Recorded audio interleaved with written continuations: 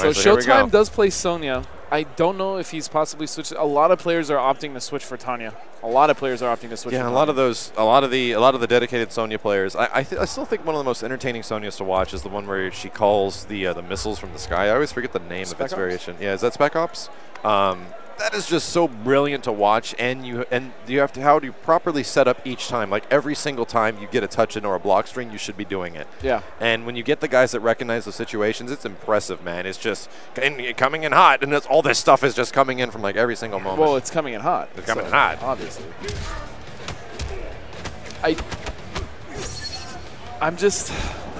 I know that right now, like Tanya is the flavor of the month, and I'm curious to see like how they change her if they do patch her. I don't know. I think they did make some adjustments recently to Tanya. And they did. They just made Kobu Jutsu kind of like more obviously one of the better options. You know.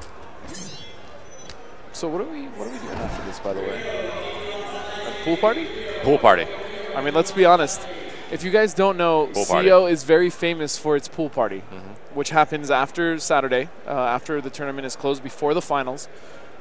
And it's pretty sweet. I just realized I was totally thinking of Cassie with the coming and hot stuff. That is Cassie's, right? Yeah, that is Cassie's. But that is Sonya, what it's called, Spec Ops. Yeah, Spec Ops. Sonya's is the drone, which you don't see too much of. So he is sticking with Sonya.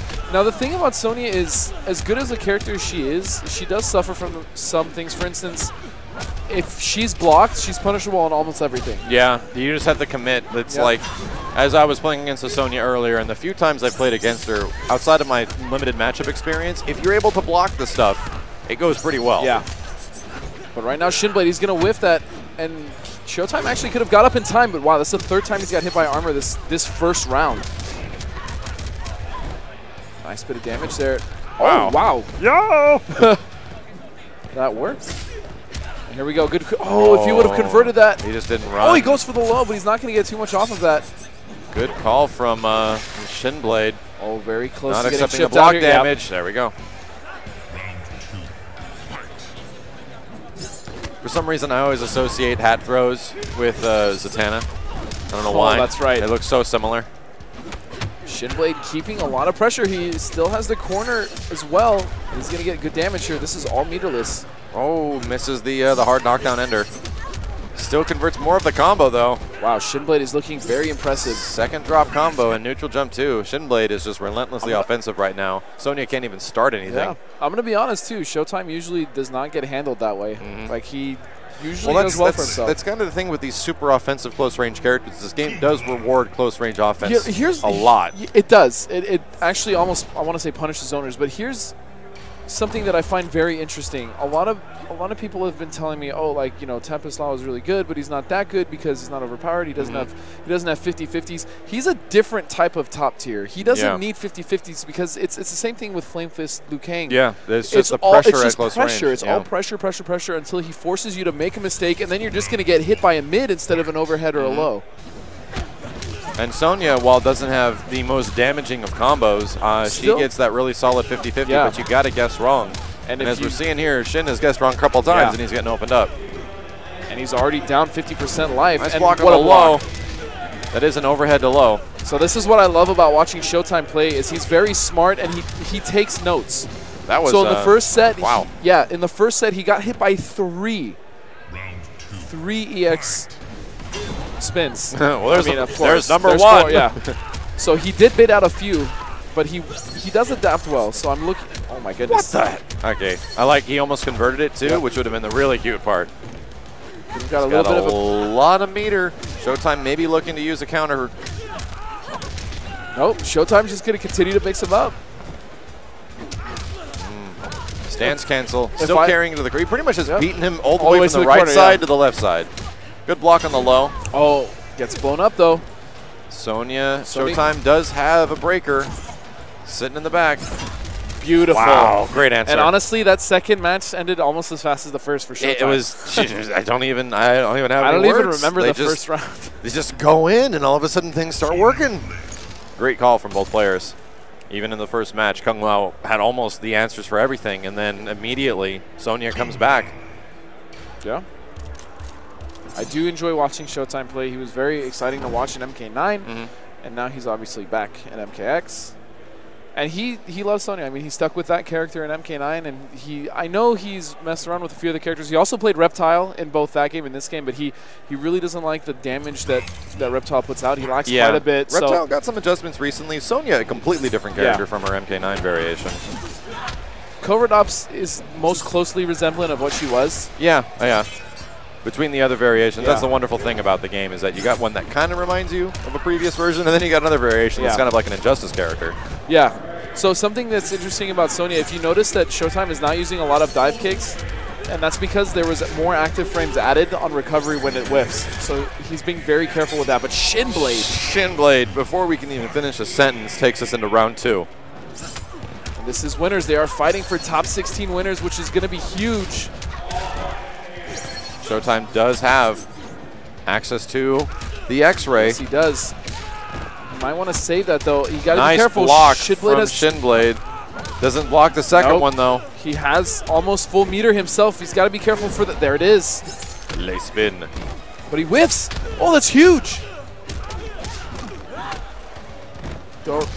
Ooh, I like the heck? Like just stand 3. Yeah, why not? That could do it. And he's not going to Shin break. Blade's not going to break. He's got to preserve that meter for the next round. But still, Showtime on a full stick of butter. He hasn't used any bar since we were talking about it. Goes for the down. Now, she does have a really good down 2 anti-air, but fortunately, he crossed her up. And there it is again. Oh, what an air-to-air. Shin Blade got the corner back and a combo. But unfortunately dropped it. He could have got a lot more off that. Good block of the overhead from Showtime. Now that regular hat is -3, so it's not plus. Yeah, you can do it down 1 after. Yep. Oh, again, he's got to break. This is exactly what happened before. Showtime's just getting hit by way too many of the EX spins. He still has bar. Oh my goodness. Oh, Sonya doesn't have. This is huge. But Kung Lao is, there was. Oh, that's a heartbreaker. There was no reason. That's a heartbreaker. So what actually really hit him hard at the end of that one is that he just broke and then got the combo, but his stamina gauge was still too low. It's too low. Couldn't continue his pressure, and that's exactly what you need with these characters. Yeah, the thing with Kung Lao, which is slightly different, is that he has the dive kick approach in the end of his combo. So that makes him he doesn't need to use the stamina for the run because he ends up being right next to you a lot of the time. And that actually carries pretty decently to the corner as well. So. It's like probably a fourth of the screen carry, even in that little one. And other characters have to use their run. Yeah.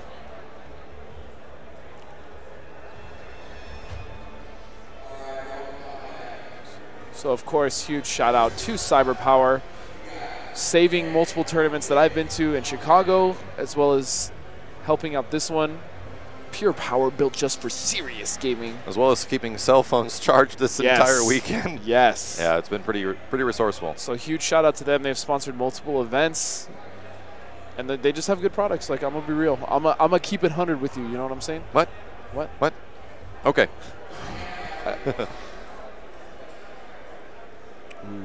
We've also got Hori, a brand new Vuelich stick for the PS4 and PS3. You can check them out on the Hori web store and Arcade Shock.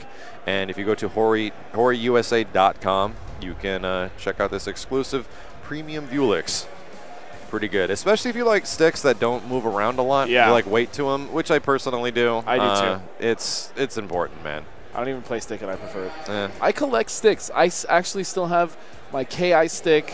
I have my Marvel 2 stick. Hit me. What was your first arcade stick? My first physical arcade stick, not like that you had to own, yeah. My first physical arcade stick was that weird one where it was like this and the buttons for Super Nintendo. I still have that stick. God, I actually still have POS. that. Yeah, it was awful. Do you want it? No.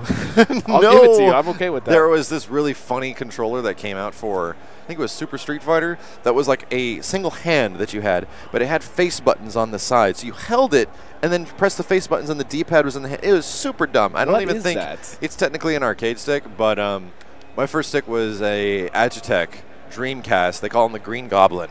They were gray sticks, but they had green buttons, and they actually were traditional Japanese sticks. Man, I went through like 4 of those things when I was younger, playing Marvel 1 and Marvel 2. Essentially, I had to customize them to make them not crap, but they're my legacy sticks. I still have them. You should mod one and use it now. I know. I'm thinking about it, like going to some of the guys at Super Arcade that have modded sticks, and can you guys fix my green goblins? Oh man, speaking of Super Arcade, man, that's. I hope everything works out for them. I really do.